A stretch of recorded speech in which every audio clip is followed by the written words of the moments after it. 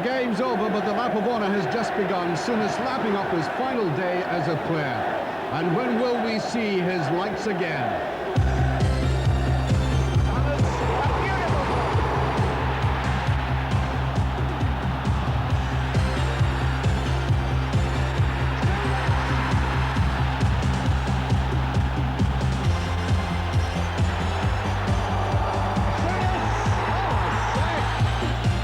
For Souness.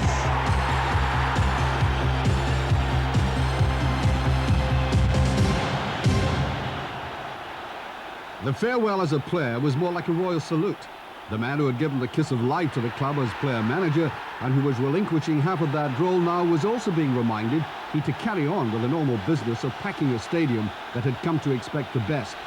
The climb from pitch to boardroom hadn't been without its dramas, but now he was to focus on a managerial job that still remained one of the most daunting in British football. The Rangers supporters had come in from the wilderness 4 years previously and been led away from mediocrities of previous eras to be offered a view of new horizons. For Souness, hanging up the boots was as painful as facing an amputation, but now he was in a sphere that made his origins in Edinburgh seem like a distant planet. Souness was born in Edinburgh, and his schooling was enriched by the presence of an adjacent football pitch at his Broomhouse Primary School. The school served an area teeming with football talent. Even when he went to secondary school, made legendary by having Dave Mackay as an ex-pupil, Carrick Vale, football made more sense to him than solving algebraic equations. He also got into the habit of winning cups. Every time he went out, he had the ball with him. He seemed to be hell-bent on trying to be a footballer. And then when he started to get 10 and 11 and that, and you could see that he really had something. But having said that, never expected him to be where he is, you know, to get on as well as he did.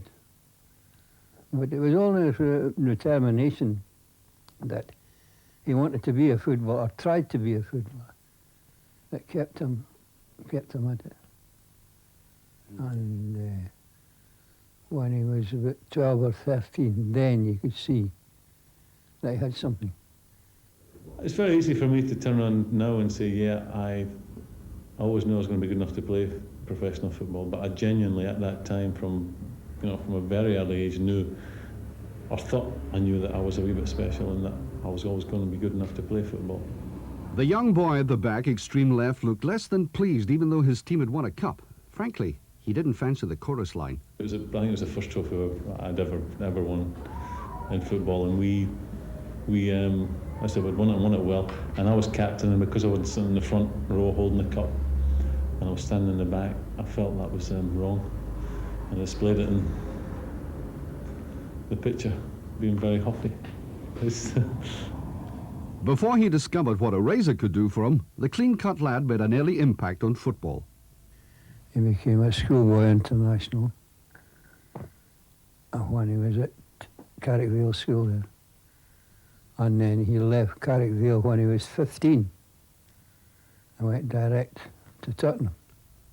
Dave Mackay had blazed a trail for Souness. The ex-Hearts man had established a reputation for toughness which could make even Billy Bremner look like a ventriloquist dummy.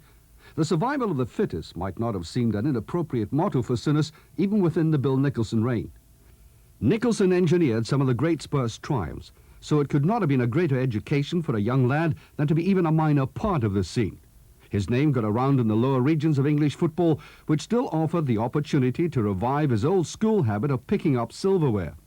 The FA Youth Cup final of 1970 went to 4 games. Spurs won the first, lost the second, drew the third, and went on to win the fourth. Souness scored in the first game and went on to score the only goal in the deciding fourth, but he never was presented with a winner's medal. Reason? He'd been sent off in the third game. His absence from the medal list was more than compensated for by rubbing shoulders as a young man with some of the greats. Yeah, obviously I'd be mixing with Martin Peters, Martin Chivers, Alan Mullery. Jimmy Greaves was there for a while. Even Dave Mackay was there for a few months. So I mean, I've seen what lifestyle they had. And when you're a young lad and you see, the big flash cars and the pictures of the big houses living, it's something you think you want one day and hopefully get there. The impetuosity of youth might well have been the basis for his famous rift with Spurs when he was only 17. His adamant insistence on first-team football not only led to him walking out in anger from Spurs, but placing him for the first time in the full glare of publicity. Few teenagers could claim the distinction of reaching the front pages of national newspapers and Hansard. I can easily understand now that I'm on the other side of the fence and a lot older. I can easily understand the attitude that they had towards me. I mean, I felt that I should have been in the team. At 16, 17, I thought I was the best thing since sliced bread. And I can easily understand how the management at the time there treated me in the way in which they did. Souness eventually went back home to Edinburgh. He was prepared to make a stand even longer than his hair. But the deadlock was eventually broken, and with his talents being recognised by mature clubmates like Martin Shivers and Cyril Knowles, who recommended his talents to Harold Shepperson at Middlesbrough, his return to London was to prove brief. It was clear he wasn't going to establish himself, and his only first-team appearance for Spurs, in fact, was as a substitute for Alan Mullery in a UEFA Cup tie in Iceland. Then he moved digs and headed north for the less salubrious surroundings of Middlesbrough. It was there he really began to serve the required apprenticeship. Souness across to Murdoch. There's Craggs moving on the right. There's Craggs. Oh, lovely running by Bogan and Hickton.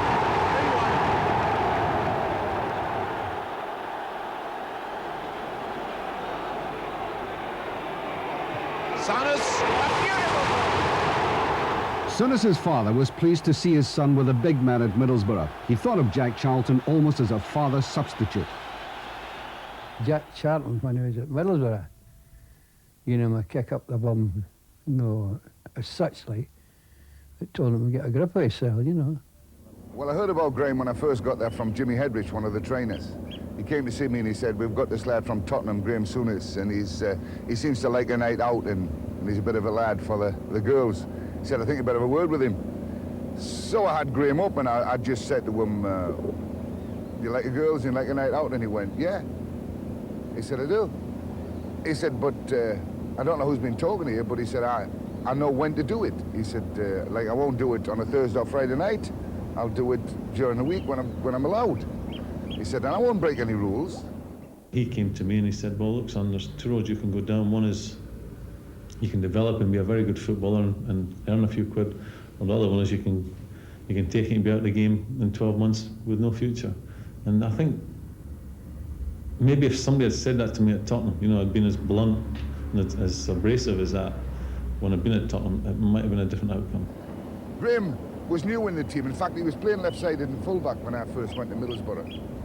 And I moved him from there into centre midfield because if one thing Graeme lacks is a little bit of pace. He didn't have that extra yard of pace to get away down the flanks. So I moved him into midfield and he was an instant success. And as you know, Graeme is one of the best knockers of the ball in the game. And we spent a lot of time on getting him to look forward first, and if the ball was right, use it. And then to back it up and get the edge of the box where he could finish, because he was also a good striker. Armstrong to Cooper.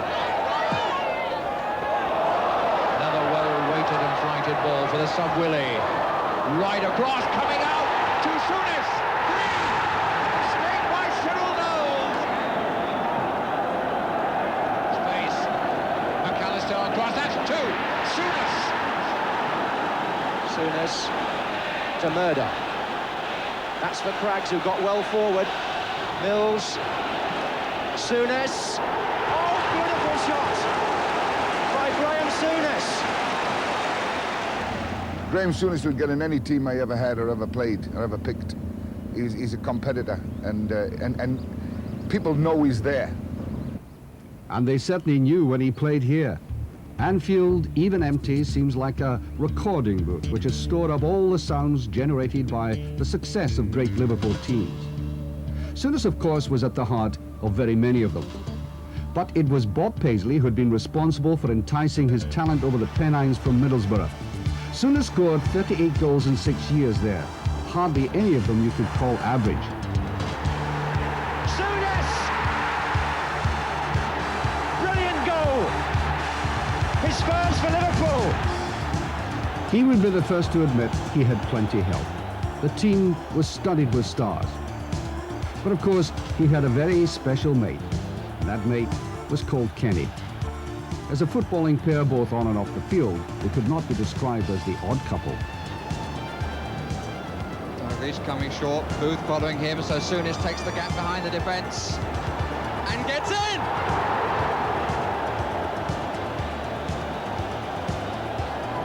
Neil.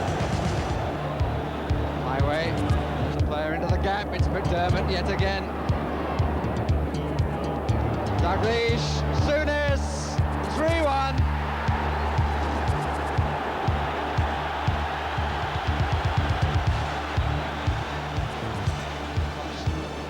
Away from him by Butcher.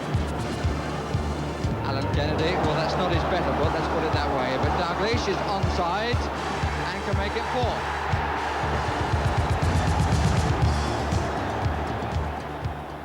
I mean, it's very simple to play with him. When you're a midfield player, all you had to look for was his feet. You know, and then if you were in trouble, just poke it to him and he would make himself a yard or two. Great to play with. Great brain. I think I went on record as saying that I felt for 2 or 3 years when he was at his peak in Liverpool, he was the best player in the world, and I still go along with that. Back in again by Hansen, Cannon heading it straight up in the air, Dalglish challenging, Gilbert there, Dalglish trying to smuggle his way through, and then chip it away from Burridge. What an astonishing goal by Kenny Dalglish! But perhaps the most profitable understanding between the fellow Scots came in one brief shining moment at Wembley against Bruges. The occasion, the European Cup final of 1978. De Cubber was there, but so is Souness there. Will he get a shot in? Now Dalglish! Across the face of the goal! It's there, Dalglish! I've been given a lot of credit for making an inch-perfect pass, but if the truth be known, Archie, it was a ball that was dropping out of the sky, and it's come down, and I'm thinking I'm going to get kicked here, and I've just gone to go solid. And it's more or less, believe it or not, bounced off my foot and went inch perfect to him to slot away. That was a great finish by him. I can remember the 12 months before that, when they won in Rome, we were in a place, Wollongong, just outside Sydney in Australia, watching the game. I remember being very proud that they won it that night and won it with such style. So for like 12 months on, I'm part of that. Great feeling. I mean, you can't put it into words. He had come to a club, of course, which had a trophy room second to none in England. Liverpool would have surprised no one if they'd taken out a patent on an expanding display cabinet, as they had begun to attract trophies to Anfield the way a magnet hails iron filings. They'd already won the European Cup, and domestically they were the pacemakers. They kept the ribbon makers in handsome employ, and the dyes were prominently red and white. So if anyone wants to understand Souness's footballing philosophy, they firstly have to understand what made Liverpool tick. It is upon their habit of winning the English League Championship trophy that Souness was given his insight into the vital attitudes and postures of those who know how to succeed. This might be summed up in one famous definitive defeat of Spurs in 1979. It's not only a summary of their great professionalism, it's also the anatomy of a murder. Miss hit, but it's found Dalglish and he turns and scores! And the chest down by Perriman dropped nicely for Dalglish, and now Kennedy. And Souness, can he turn on it? Pulled it back for Case. Dalglish! McDermott. Kennedy at the far post. McDermott. Ray Kennedy in the middle, the ball with Dalglish, and now Johnson, Souness, Dalglish did well to turn on the shot. Johnson, 4-0.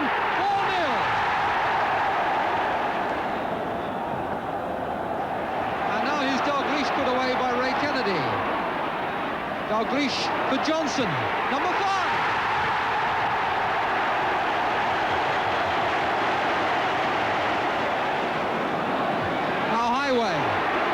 Can he get in on the scoring? Penalty!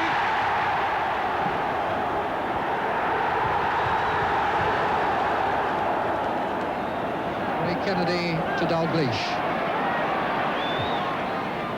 Johnson. And Johnson, the ball into acres of empty space for Highway. And Highway, a brilliant crossback. The whole team every one of them were quality. I mean, you didn't play for Liverpool if you were an ordinary player. I mean, Ray Kennedy, who was real quality, played on the left side, been centre forward at Arsenal, come back, went to Liverpool, dropped back and went into the left side of midfield. You know, a great player, a very much aware player, knew everything that was going on in the game. You know, might not get a lot of touches of the ball, but always positioned himself correctly. Got a lot of important goals, far post coming in. Terry McDermott, his runs from midfield. I mean, he was just a delight to play. Just look at the power and the running of Terry McDermott. When we pick up the slow motion, in fact, he's just outside the penalty area. There he is crossing the centre line now. We timed him from one length of the field almost to the other in exactly 11 seconds to score that goal there, and that's after 76 minutes of play. There's a great feeling when you go to Liverpool. I think even the players who go there now, that you know, you're never, and it's something that whether it was Joe Fagan, Ronnie Moran used to promote it when I went there, and maybe it's Roy Evans and Ronnie Moran do it now. That when you go there, you're never quite as good as the team that was there a few years ago. And I think, you know, it's always that inferiority bit, you know, that you've got to try that bit harder. And I certainly felt that when I went to Liverpool, and I'm sure the lads at Liverpool still feel that. You know, that Ronnie will throw in, "I'll remember so-and-so would do it this way," or so-and-so would do it, or, you know, Ron Yates would do this, or Ian St John would do that. And it's always, if you always get a feeling you've got to strive harder to be as good as what the team was before you. I suppose the Kop would think that even a Michelangelo couldn't have done justice to Liverpool's triumphs, but only in oils could Souness and Dalglish have seemed static. We started rooming together because I think I was one of the few that could understand him at that time. His Glasgow accent was strong and still is strong. And we got on very, very well. I think before that I'd been in the Scottish squad as well, and I was unfortunate to room with him then also. I would answer the phone, you know, order the room service and do the breakfast and things, because nobody would understand him on the end of the phone, and he would answer the door if anybody came. Played against him the very first league game that I played for Liverpool at Middlesbrough. Really? We drew one each, but I can't remember him watching the game. I think he kicked us once. It was a good tackle for him. It was right about my elbow. Their Scottish influence could never be overestimated as they helped the club to continue their plunder of league championships. As in this game against Villa in 1980, they took particular pleasure in winning the championship at home. 5 players forward for Liverpool. Here's Ray Kennedy, number 5. Neil, Sammy Lee, 3 in the centre. Dalglish. Owen Rimmer came. McDermott. Johnson. Oh, what a start! And David Johnson is the scorer. Let's Geddes up. It's going to come to Hurd. And there goes Geddes again. Linton. Oh, is it an own goal by Abby Cohen? Is it? It's gone out the far post. A goal for Aston Villa. Johnson making space. Finding Dalglish. Hang on well there. And here comes Abby Cohen. Oh, a save! At the same end, he's got one back. That's incredible. No wonder the Liverpool players are laughing. Dirt. Kennedy with Lee outside him. Souness wants it played in. There he is. Touched off for David Johnson. Oh! That's the championship. And you couldn't have asked for a better goal to make sure of it.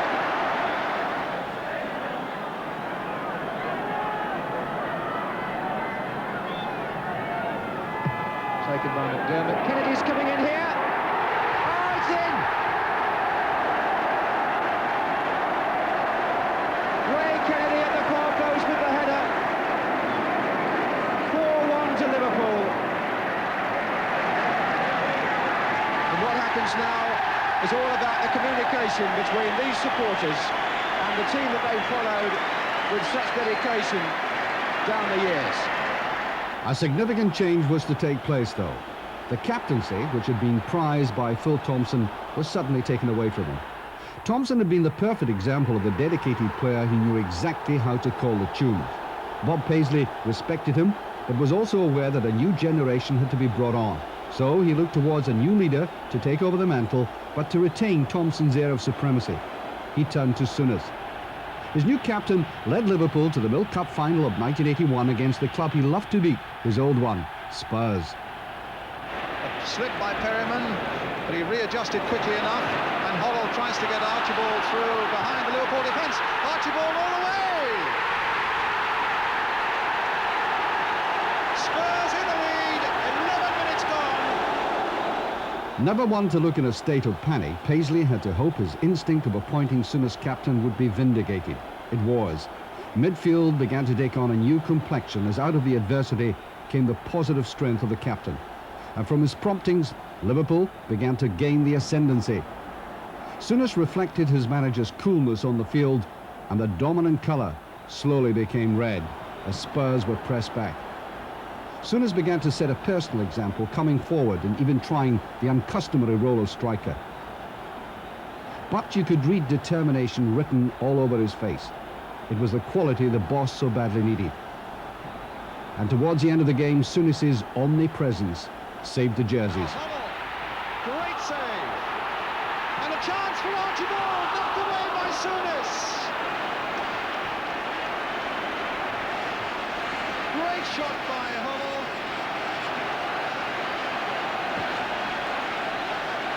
Knocked away by Grobbelaar. In goes Archibald. And Souness, to the agony of Spurs, gets it away. And here's Rush. Played inside again for Whelan, the two youngsters in this Liverpool side. Finding Johnson on the far side, the substitute, who's hardly had a touch since he came on. Dalglish couldn't get to it, but he might get to this. Villa going in there, using his shoulder. Johnson playing it in. Whelan!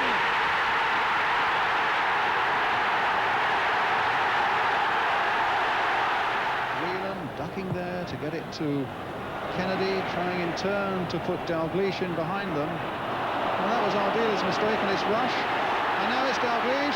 He's onside. Is this the decisive moment? He's played for Whelan, and he's done it again. That's astonishing. The first time he's ever played at Wembley, and he's got two of the goals. No, it falls for Sammy Lee. And what about that for a ball?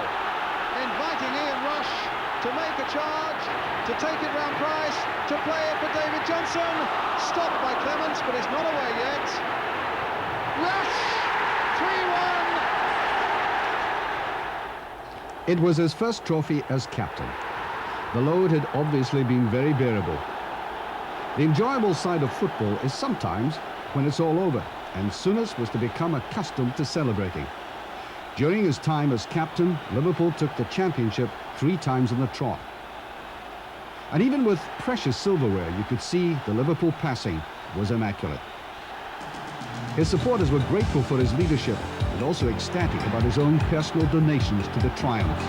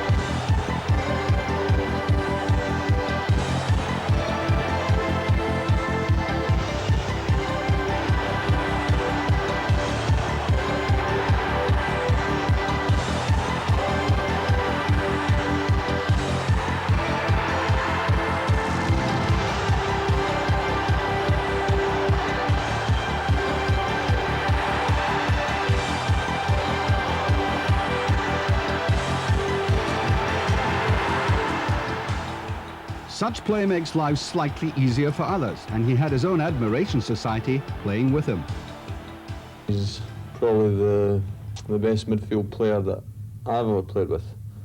Obviously I can't go into players that played before my time, but certainly the last 15 years, as long as I've been in professional football, he's certainly the best midfield player that's been. I think he was a great captain. He was able to rally his troops, and I think that's a sign of a great captain. He was a great player. He had everything that you could ever want, and he's certainly one of the best that I've ever played with, the players I played with. He scored a few goals. He could tackle, but obviously once he tackled, he knew what he wanted to do with the ball, and if you were available, 9 times out of 10 you'd get it. You see, Kenny, the pleasure of playing with him. If you had to pick out 1 or 2 characteristics of his play, what would they be?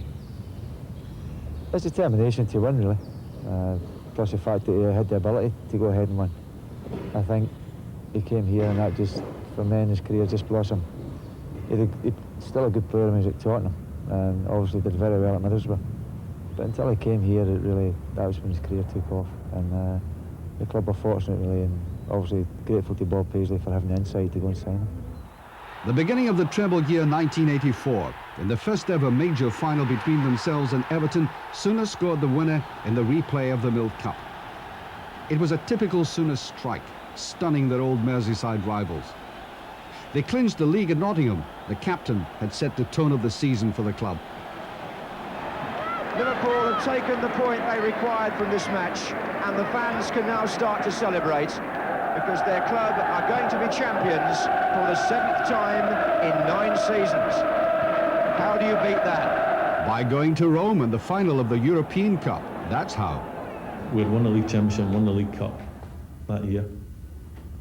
And the only time we mentioned him, we trained on the Wednesday morning, and we had lunch. And after lunch, and this shows you what Liverpool's about, and this is a true story, he said to the guys who were working, the waiters, he said, "Excuse me lads, could just give us a minute?" And they went out, and his words were, "Well, the game tonight," he said, "This team are obviously a good team. They won the championship last year. They're in the friendly European Cup. They're a good team, but I tell you what, they're not as good as you are." It went to a penalty shootout, with Grobbela's hips taunting the Italian, and the ploy worked. Now, will it be 3-3? Grobbela, antics on the line.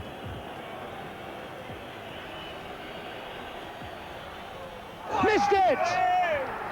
Missed it! So Liverpool 3-2 up. Without a shadow of a doubt, I think, if you got somebody giving all that, they bottled it completely. If Alan Kennedy, who's already scored a winner in a European Cup final in Paris in 1981 against Real Madrid, if he scores, it's all over, and Liverpool have won. Liverpool are European champions! What joy! Alan Kennedy's penalty goal leaves Rome distraught and Merseyside jubilant. And again we say, when finally he can raise that magnificent cup aloft, it's well done, Liverpool. It was a final flourish for Souness with the club. He was about to head for pastures new. I knew I couldn't play football forever and ever, and that I was being offered a lot of money to go and play football in Italy. What was it like? I loved every minute of it. Loved every minute of it. Because really, actually, that was the end of my playing career in Italy. When I came back to Scotland, I never played. I wasn't allowed to play. In Italy, it was midfield. But if you can pass the ball and you've got a wee bit of aggression, then you'd love it in Italy, because Italy is a midfield player's dream. Sampdoria, the club he went to, has never been one of the fashionable Italian clubs, but he liked his class and goals like this. He wasn't a lone figure from British football, as you can see from the man at his back, who was to become a player of his at Ibrox. Life suited him well in the sun, and it was reflected in his play. He was experiencing a rejuvenation in this league. They even went to great lengths to make him feel at home. The fanaticism of Italian fans added a new dimension to his experience, but he took everything in his stride, laying on goals frequently, as well as showing he hadn't lost his final touch.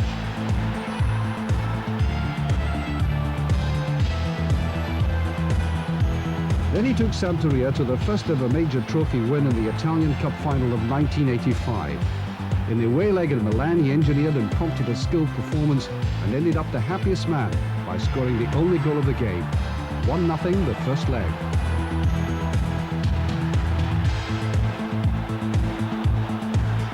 penalty by Mancini helped put Sampdoria 2-up in the second leg. And in a beautiful second goal by a player he greatly admired, Gianluca Vialli, demonstrating his real world-class touch with this immaculate finish.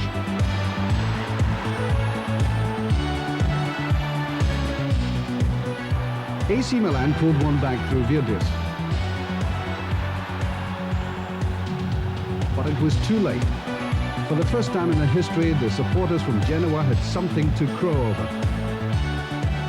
Souness, by more than coincidence, had brought style and accomplishment to the club. The accents may have been very different, but the scenes of triumph looked very familiar to a man whose decision to travel abroad had been amply rewarded. Although his international career was as distinguished as any, it was rather overshadowed by his club achievements elsewhere. But he did play 54 times and scored 4 goals. In the World Cup in Argentina in 1978, he was only played in the last game against the Dutch. And his memories are decidedly mixed. Nice ball towards Jordan. Dalglish. Oh, beautiful goal! I went back far richer. I mean, the experience I got from being out there and to see, that was really my first experience of, you know, the press and how some of the press operate, you know, because there was a lot of stuff going on there that wasn't correct. A lot of people out there who didn't have any football interest whatsoever. And it was a great experience for me. I was only a young lad. I just kept myself to myself and just was watching what was going on. Did you feel sorry for Ali? Without a doubt, yeah. I mean, to be fair, you know the old Scottish bit about, you know, we build ourselves up and we come crashing down. I mean, he heaped a wee bit of that on himself, but he was a good man. His heart was 100% in it, and he gave his best. Stein then influenced his life. By this time, Jock was manager of Scotland and regarded Souness as one of the few genuine world-class players in British football. Feelings were mutual. I would say he's the best man manager I've ever been involved with. I think his assessment of how to handle situations was 100% all of the time. Not just about football, but people. Yeah, people.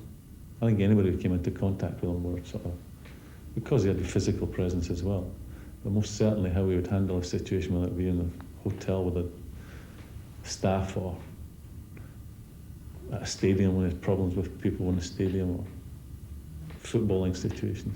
He had a great way with him. Could you talk frankly with Very him? commanding way with him. Could you be frank with him? Yeah. Because Jock liked to be the boss, didn't he? I mean, I mean, you had to give him his place, without a shadow of a doubt. I remember one day we were playing in Brussels against Belgium, and Kenny and I went out shopping. So when we were out shopping, I said, Ken, we've got to be back at 4 o'clock. He says, no, we've got to be back at 5 o'clock. I said, look, we've got to be back at 4 o'clock. He says, no, 5 o'clock. So as usual, we go back at 5 o'clock, he gets his way. So we walk back, you know, with his bag full of whatever we'd bought, and he's waiting for us. I was captain at the time, and he's like right at the throat, you know, like bulldog, and he's giving it to me. I said, well, you know, we made a mistake. You know, he couldn't finish the sentence. He wouldn't let me finish the sentence, and Kenny's behind saying, he's trying to say, but you shut up as well. So like, give it to him in reception. The reception's full of people, and you know, I'm about this size. He said, get along there to where the meeting is. So we're walking along the corridor, and he's giving it to me like he's behind us now. He's a little schoolboy trying to get away from him. He's giving it to me all the way along the corridor. Getting to me, thank Christ for that, you know, that's over with. So we get into the room, and I sit down, you know, where all the other players are. And all the time Kenny's been trying to say, but it's my bit, and he wouldn't have any of it. I think, thank Christ that's over. And then for about the next half an hour, he got into me again. So you only do it once, you never do it again. He didn't miss you if you stepped out of line. Alas for Souness, the captain, the ending to the World Cup in Spain in 1982 bordered on farce. After playing with impressive control, the habit of shooting themselves in the foot suddenly surfaced again as all the good work was dissipated in one mad moment which let the Russians off the hook and gave them a 2-1 lead.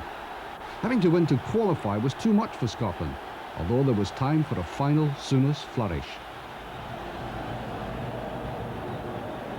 Robertson, inside it goes to Souness. Taking a chance now to come forward himself, the gap opens up, that's a fine effort from Souness! The care that had been taken by Steven Souness in the preparation made that final goal seem all the more ironic. In Mexico in '86, Souness found himself under Alec Ferguson, but in circumstances which had changed. He was there as a newly acquired Rangers player-manager. Scotland almost typically got off on the wrong foot. The Danes' goal was to make life difficult. Chance on for Denmark! And that is a hammer blow for the Scots. Kevin Elkjar with the opening goal. Their 1-0 defeat behind them, the Scots went to Querétaro, and even though hopes were raised by an early Gordon Strachan strike, it was to prove Scotland's only goal of the tournament. For Souness, it was farewell to the international scene, and perhaps he was already thinking of another job thousands of miles away and certain players he badly needed to buy. But Souness could look back with satisfaction on a career that included goals like this one against Yugoslavia at Hamden in 1984. And he certainly enjoyed tussling with the old enemy, especially if he found the net. Souness facing Shilton. Perfectly struck. And Scotland are back in the match. But perhaps one of his fondest memories would be in captaining Scotland to the winning of the Rouse Cup in 1985. One player in that game was to make a big impression on him, the man who scored the only goal. It's operating there. Here's Richard Gough. It's wide and beautifully touched and now bent. Is the header going to be on? It is, it's there! Richard Gough has scored for Scotland. Oh, what a superb effort by the big Dundee United player. Look at that. Watch the way he came in. And the ball from this angle seemed to drift agonizingly and slowly but inexorably in. So here is Graeme Souness, the Scottish captain, to receive the cup from Sir Stanley Rouse. There it is. Playing all his club football outside his native country gave him a special taste for victory over England. He had left Scotland at an early age, but had certainly not lost his sense of identity. By 1986, he had clocked up hundreds of thousands of miles, having played for 5 clubs, as well as representing his country. At one stage, he looked as if he would stay on at Liverpool. But then had come Italy. But what after that? In Cardiff in 1985, he had dropped a clue that nobody had taken seriously. I'm a professional footballer who plays for money. I'm not ashamed that I've always said that, I've always been open about that. And I can earn a great deal more by playing football outside of Scotland than I could in Scotland. So that's why I play football outside of Scotland. But I'd still like to be player-manager of Rangers one day. I'll settle for a manager. Top Wallace, watch out. But it happened. The news in April 1986 burst on an unsuspecting Scottish public like a bombshell. He might have looked casual as he arrived, but it was a big gamble for himself and the new chairman, David Holmes. So, gentlemen, could I just say to you, welcome our new player manager, Graeme Souness.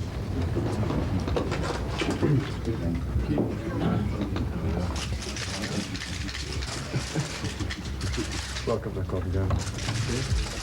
He was back to confront one of the biggest challenges in British football. A sleeping giant was about to be aroused. There's lots and lots of problems here which were unforeseen and still are. Every day I come to work, you know, come when the sun's shining, walk through the door and it's wallop, you've got a big problem. But I love it.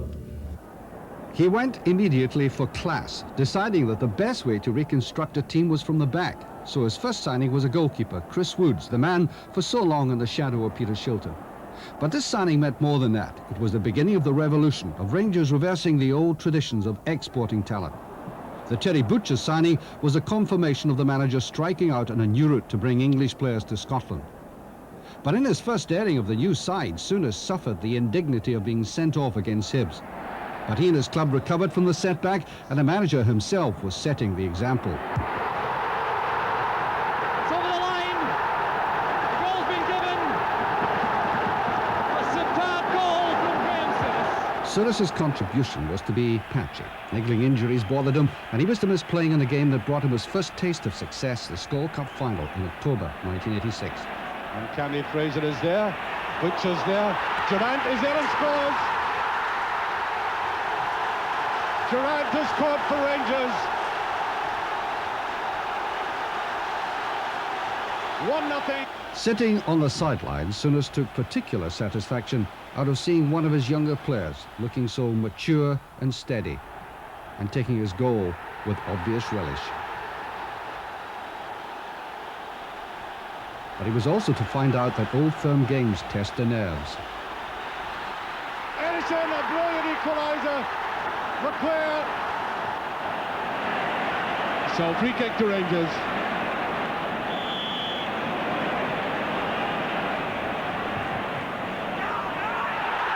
Bill for a penalty kick there. It's a given. It's a penalty to Rangers. I make it 5.5 minutes remaining of the Skol Cup final. Penalty to Rangers. 2-1.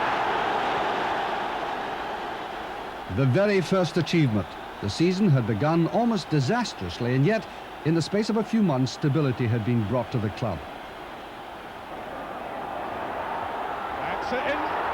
It's there. Flirt has scored for Rangers.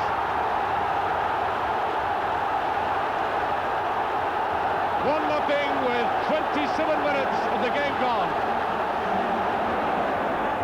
Beautifully touched on, beautiful move by Rangers again. Really are playing some superb football. Engineered mainly by the man spraying out that pass at the moment, Souness. Now Cooper. Ooh, it's there. Number 2, Ali McCoist.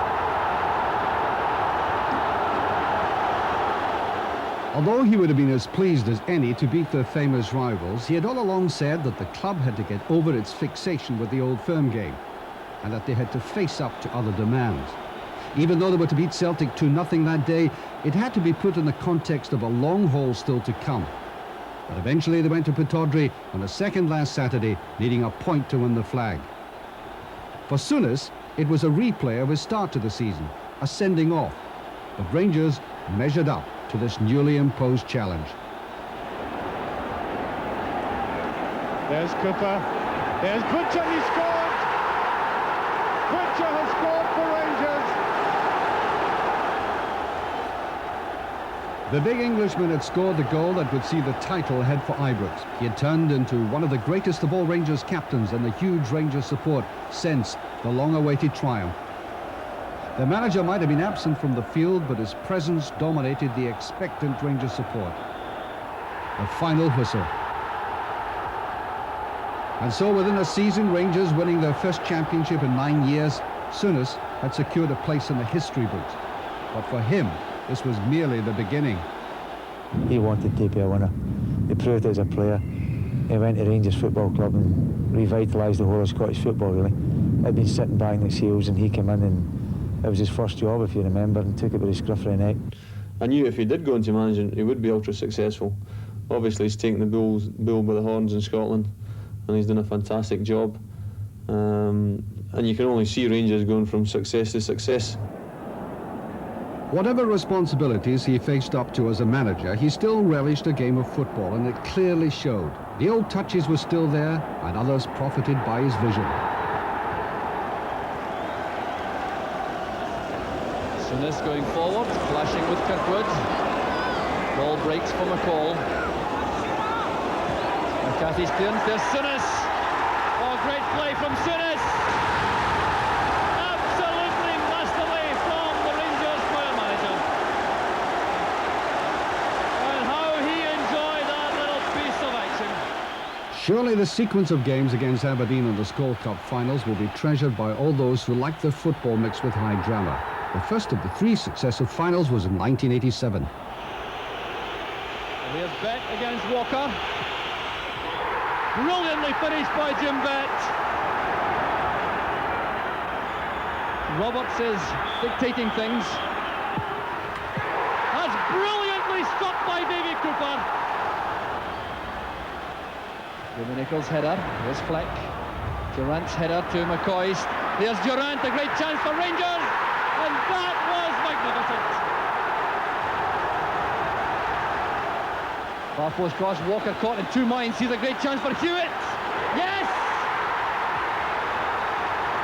Now McKimmie stepping away from Cooper. Joe Miller back to Bet. Towards Faulkner! Willie Faulkner's header, and Aberdeen are ahead. Bet's header, there's no one up for Aberdeen. They're all back defending as Nicol returns it. Roberts with the header. There's Ian Durant and Fleck.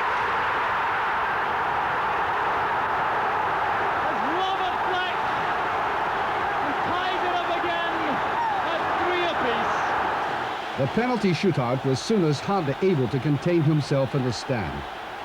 Peter Nicholas puts the ball over the bar and straight into Ian Durant's court. Nicholas's miss meant that a young Rangers player could win the cup with one kick. If Durant scores, Rangers are the winners. There will be no need for any other kick. Perfectly taken by Durant. Rangers have won the Scotland League Cup after a match packed full of drama.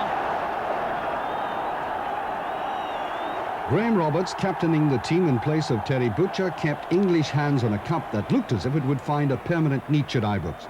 Quite apart from another triumph for the club and the manager, the game had been universally acclaimed as one of the best ever advertisements for Scottish football.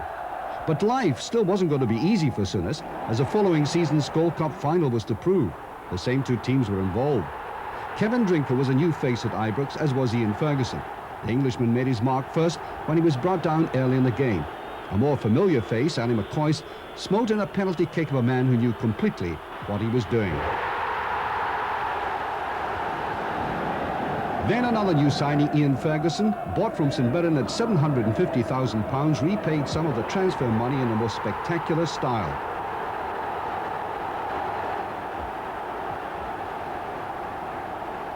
In a game that fluctuated so much, with first one then the other behind, it was the timing of McCoist that broke the deadlock to win the cup, 3-2. But away from cup finals, in the league, Rangers had been showing that the gap between them and their famous rivals was on the increase. Celtic are in front. Goff is in the box once again. So is Butcher. Back to Brown. Blocked by McCarthy. There's McCoist. Deadly finishing by Ali McCoist. Goff and Butcher have gone up. Launched and fielded by Stephen Des Butcher. Back with Wilkins. Absolutely magnificent from Ray Wilkins. Held on by Rogan. Here's Durant retrieving it for Rangers. McCoist nods it on, an awkward one for Andrews. The ball is in the net. It's a goal for Rangers. And it's a disaster for Ian Andrews. McCoist to Walters. Walters now facing McCarthy. Getting in a fine cross. Kevin Twinkle. Walters to Twinkle. It's 4-1 to Rangers. White judging it quite well. There's Brown. Taking in trouble as Ali McCoist. Down he goes this time, but Walters.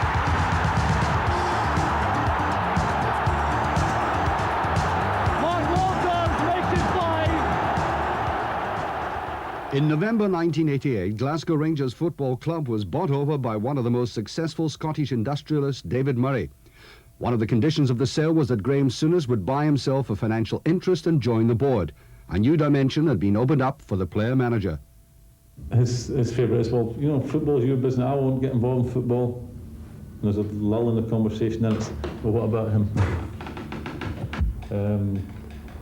We go out for tea every Friday night, and we start off at 6 o'clock, and he says, well, you know, tomorrow's big game. After half an hour, it's, you know, really a game that we should win. An hour later, it's a game we better win. And it's a fair bet that Mr. Murray would not have been amused by the way this game opened at Ibrox. But such a lapse simply unleashed Rangers' fury and led them to the kind of handsome victory he sought. There's Butcher with it, it's in! Butcher, the equaliser. Brown on towards Ferguson. Here Drinkle. Feels for a penalty is given.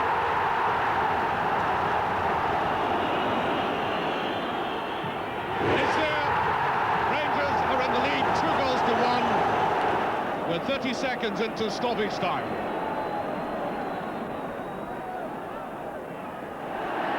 Ferguson with the shot, is there. Drinkle. This beautiful ball. Here's Walters through. Walters with a great chance, and he done it. Number 4 for Rangers in a breakaway. The 1988-89 season saw them striding towards another title. Winning the league championship has always been Souness's top priority. And there it is, and it's in. Beautifully by Sterling.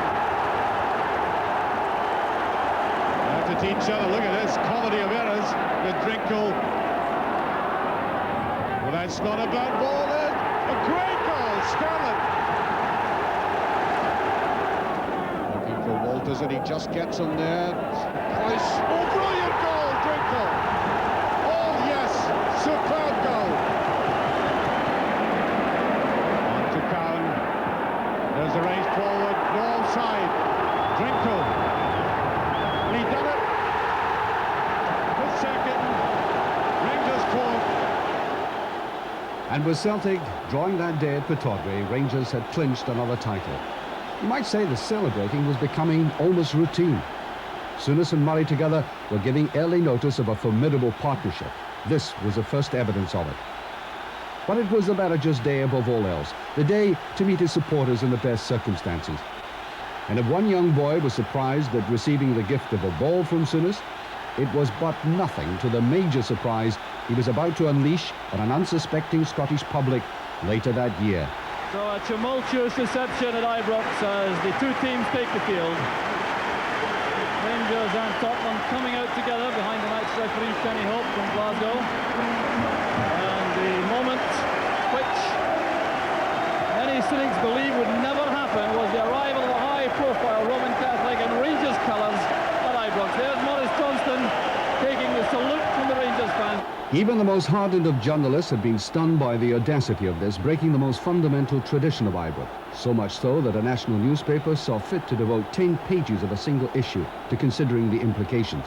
But the manager had always been consistent on this matter. You know, because I spent the majority of my life in England, born in the east of Scotland, which again is totally different to the west of Scotland, spent the majority of my adult life, today anyway, in England, and it was never part of my life. And although I knew this problem existed, and maybe that's where I was a wee bit naive, I didn't really know how deep that exists. And I still hate every aspect of that. Don't want to know about that. Not interested in that. I'm only interested, and I've said it many, many times, what happens out there. If the player is good enough, and Maurice Johnson, the one we did go out and break it with, he is certainly good enough in footballing terms to play for Glasgow Rangers. Now, sure, I think that the supporters have accepted him because he's such a good footballer, and that's how it should be. It never caused me a sleepless night. I never sweated. It didn't cause me a problem because I knew in there I was doing the right thing. I knew that I was signing a great player for this club. Whatever happens in the future, he helped as much as anybody to give him a championship this year. Whatever happens in the future, whether we don't go and win anything from now on in, he, as much as anybody, helped him win a championship. This club had a barren spell before. They hadn't won the championship for 10 years before we came here. Now, do they want to go back to that? How can you say, you know, there's a population, you can only pick your team from half of it? That's not all, and you cut your own throat. As, you know, Jock Stein would say, you know, if there was two boys, one Catholic, one Protestant, you know, you take the Protestant and worry about the Catholic later on because he knew he wasn't coming here. Here's Johnston.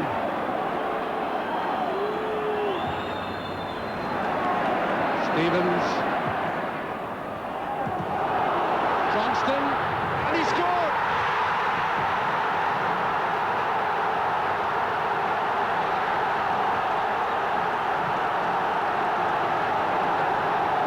A typical Mo Johnston goal. Good tackling now, McCoist. Johnson just inside, and it was Johnson. Oh, he struck that beautifully. And is that not delirium, if ever I saw it? Johnson had not only survived the ordeal of changing colours, but was beginning to play as if he had been at Ibrox all his life. The dividend of all the trauma surrounding the transfer was plain to see. But the manager was barely content with what he had. There was still the inclination to look south for talent. And his next foray there produced one of the finest midfield players in Europe, a lad who had originally hailed from Berwick, but who made his name with Everton. Good pass from Ferguson. This is Gary Stevens. Pace of the match suddenly has quickened. Here's Trevor Stephen.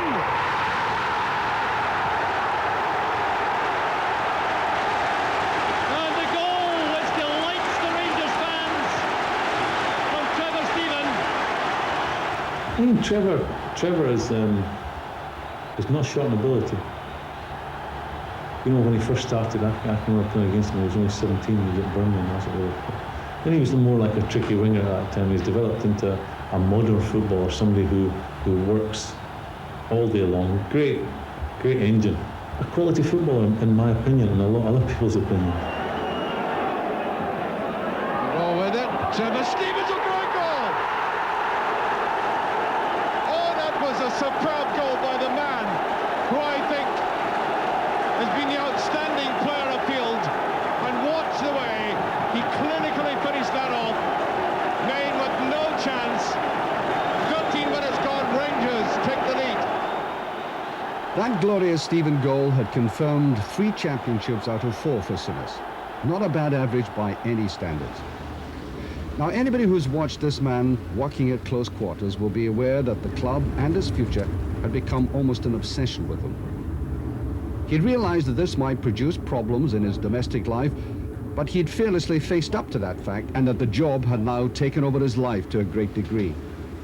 But his family remained important to him, and on his last day as a player in professional football, his son Jordan was given his due place at his father's side. Souness was about to say his farewell to the playing side in one of the grandest of settings. He's made it clear that he loved playing the game better than any other aspect of it. But in bowing out now, he equally made it clear there was only one objective in the game for him. I would love for this to be the only job I've got in management. I really would. But you can never say never in life, and you certainly can never say never in football. So I don't know what's around that corner. You know, if a time comes, you won't have to sack me. So I'll be the first to come and say, well, I really feel that Jordan, look, who's that? my tea's out. You know, I'll say, I think maybe we should look elsewhere. Because this job is a young man's job. Nearly there, we're going in here. Ledge. Morning. How are you? You all right? Yeah. Good. Jordan. Oh, don't ask him. Don't ask him, he's miserable with life. You're miserable. I'm just going to put 2 minutes. I don't listen to anybody. If I'm honest still, I should tell you that. And that's been to my detriment. I've made lots and lots of mistakes, and I'll continue to make lots and lots of mistakes. As long as I don't, you know, the correct decisions outweigh the wrong decisions, I'll hold on to my job. I think anybody who's been in a dressing room, in a sports dressing room, you know, in a team, or who's played professional football, you're not allowed to feel sorry for yourself at any time. You're not allowed to be over-jubilant. You're not allowed to be emotional without sharing it with the people you're in the dressing room with. And I'll be sharing that with them today. I'm lucky because I'm in the dressing room with some really good professional players. I'm very, very fortunate. From the dressing room scenes, it just seemed like any other game. The warm-ups and the massage don't differ all that much from week to week. But outside, they knew it was a rather different day. Graeme Souness.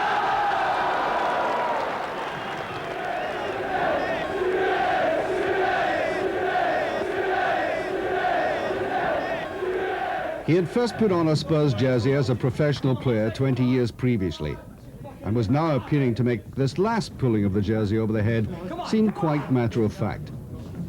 What he felt deep down, he was successfully keeping to himself.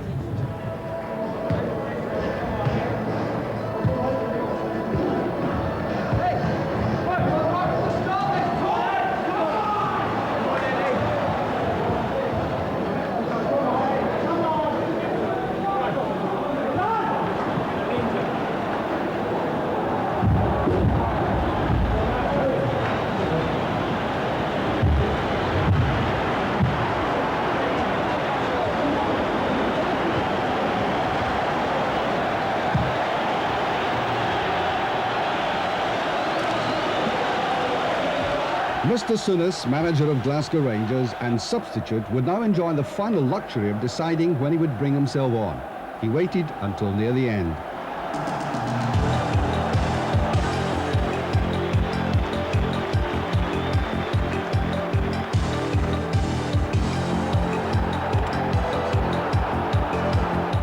And of course, he was doing this 20 years ago as well.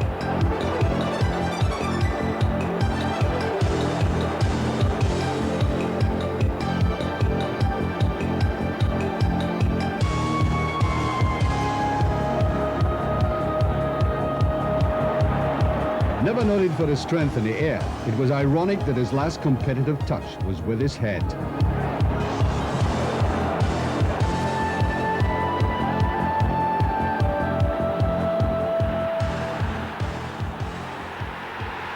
I've gone out at the very top, I've gone out in front of a full house, and the team has just won the championship playing with international footballers.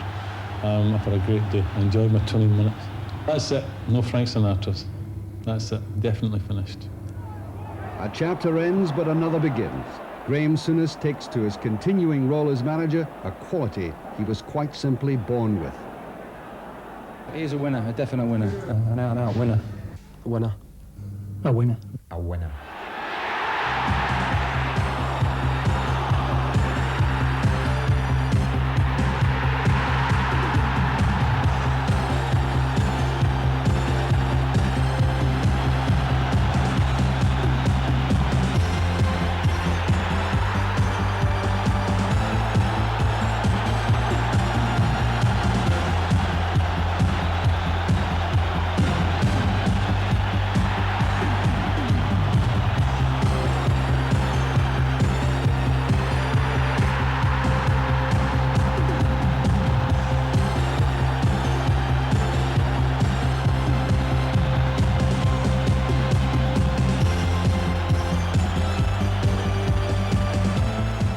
Well, I'm very proud to be his father.